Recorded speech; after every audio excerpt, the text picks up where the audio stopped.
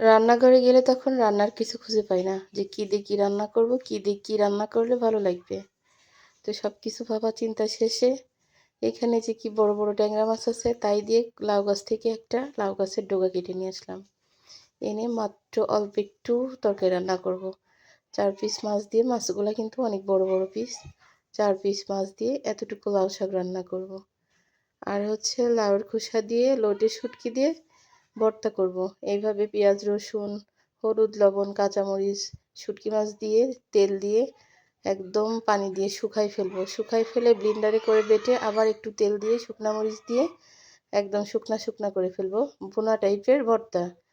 আর এখানে হচ্ছে বাইলে মাছ দিয়ে উস্তে দিয়ে একটা উস্তে দিয়ে বেশি করে পেঁয়াজ দিয়ে হাতে মাখায় রান্না করতে হয়, তবে ইচ্ছা করলো না খুন্তি দিয়ে সুন্দর করে হাতে মাখানোর মতো করে দেখেন মাখাই টাকাই দিয়ে পানি দিয়ে দিছি। এই পানি চুলায় দিয়ে শুকাতে শুকাতে একদম কড়াইতে পোড়া পোড়া হয়ে যাবে। এই ছিল আজকের রান্না, লাউ শাক ট্যাংরা মাছ, লাউয়ের খোসা আর হচ্ছে শুটকি মাছ ভর্তা, বাইলে মাছ আর উস্তে। এই ছিল আজকের রান্না।